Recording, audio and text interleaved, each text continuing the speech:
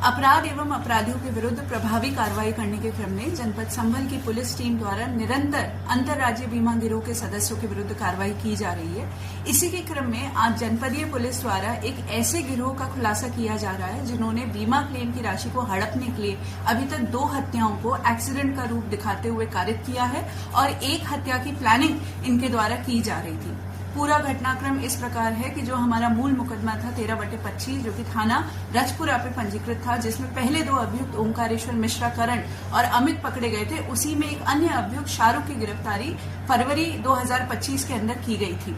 जब शाहरुख के पास से हम लोगों ने एक मोबाइल भी बरामद किया था और विवेचना के क्रम में ही जब हम उसके द्वारा उसके पास से जो बरामद मोबाइल था उसके डेटा का अवलोकन कर रहे थे तो हम लोगों ने एक बहुत अजीब सी चीज पाई कि एक व्यक्ति कमल के साथ जो उनकी व्हाट्सएप चैट्स थी उसमें वो एक अमन नाम के व्यक्ति की पॉलिसी क्लेम के बारे में बात कर रहे थे। अमन की हम लोगों ने जब देखा तो 7 कुल पॉलिसी थी जिनकी जो कि HDFC, Ergo, ICICI, Lombard, SBI, Aditya Birla इत्यादि कंपनियों की थी और जिसकी कुल वैल्यू 2,70,00,000 थी।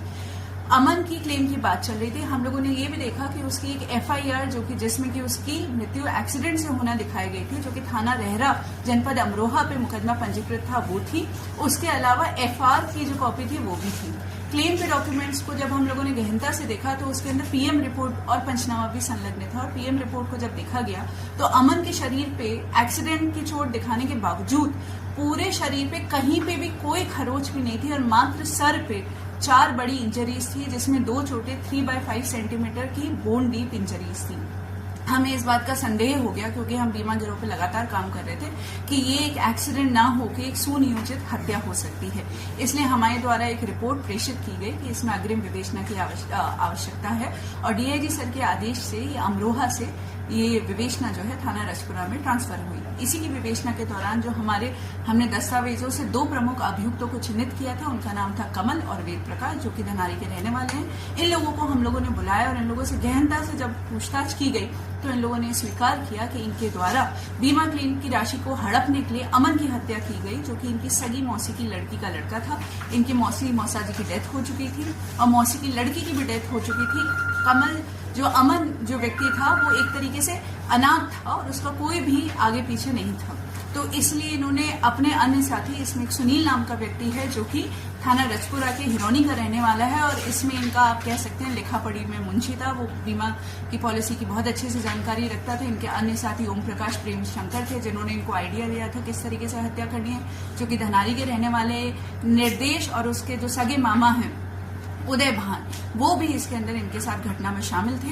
ये लोग सुनियोजित तरीके से पहले इन्होंने इस बच्चे की साथ पॉलिसी कराई 2,70,00,000 की, फिर इससे ये लोग धनारी से लेकर गवां से होते हुए ये लोग रहरा थाना में पहुंचे, जो कि एक सुनसान सा क्षेत्र है, जंगल है वहां पे।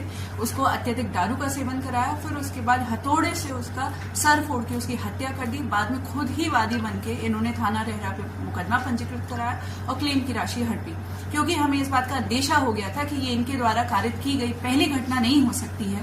तो इनसे गहनता से और पूछताछ की गई। उन्होंने पूछताछ में फिर से कबूला कि इन्होंने एक अन्य व्यक्ति सलीम, उसी की भी बिल्कुल इस तरीके से हत्या करी थी, जिसकी हत्या में एक बाबू नाम का शख्स भी शामिल था। सलीम भी इसी तरीके से नवयुवक था, जवान था, उसके भी पहले हथौड़े से सर फोड़ के थाना रहरा क्षेत्र में ही हत्या की गई और उसके ऊपर गाड़ी चढ़ा दी गई, ये दिखाने के लिए कि उसकी जो मृत्यु है वो भी एक्सीडेंट में हुई है।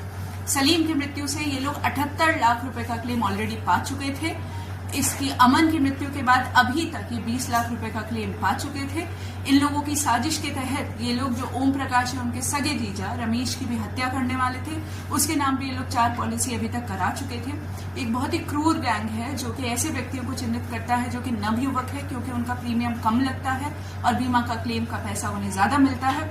उन लोगों को चिन्हित करते हैं, बर्बरता पूर्वक उनका सर फोड़ के उनकी हत्या कर देते हैं और उस हत्या को एक्सीडेंट का रूप दिखाते हुए बाद में क्लेम की राशि को प्राप्त कर लेते हैं। इन लोगों को हत्या का दोषी मानते हुए आज मुकदमा अपराध संख्या 345/23 में अंतर्गत धारा 420, 302, 201, 475, 120B IPC में गिरफ्तार कर न्यायिक अभिरक्षा में भेजा जा रहा है। मैम कितने मामलों के इस तरह की जो बीमा गैंग के तो कितने आरोपी अब तक जेल भेज चुके हैं? ये जो हमारी गैंग है इनके द्वारा 2 हत्याएं की गई हैं और उसके अलावा 1 हत्या की इनकी प्लानिंग थी, परंतु इससे पहले जनपद संभल की पुलिस द्वारा 2 इसी तरह की हत्याओं का अनावरण पिछले 10 दिनों में किया गया है। एक थाना चंदौसी के अंदर एक दरियाब नामक विकलांग व्यक्ति की इसी तरीके से हत्या की गई थी और बाद में उसे एक्सीडेंट का रूप दिया गया था। अभी हाल ही में थाना भैजोई में एक व्यक्ति जिनका नाम नवीन है, उन्होंने अपने सगे भाई संजय को ई रिक्शा से धक्का मारकर और बाद में उसका सड़क पर पटक कर उसकी हत्या कर दी थी और उसे एक्सीडेंट का रूप दिखा के बीमा का क्लेम दिया था। मैम मृतकों की इसमें मैम जो कितनी पॉलिसी अभी तक जो है कराई गई थी इसमें जो और कितना क्लेम अभी इन्होंने ले लिया था? तो जैसा कि मैंने आपको पहले ही प्रेस ब्रीफिंग में बताया है कि सलीम नामक व्यक्ति की इन लोगों ने कई पॉलिसी कराई थी। उनका एक मणिपाल का 50 लाख रुपए नहीं आया था, उसके बावजूद उनके पास अभी तक 78 लाख रुपए आ चुके थे।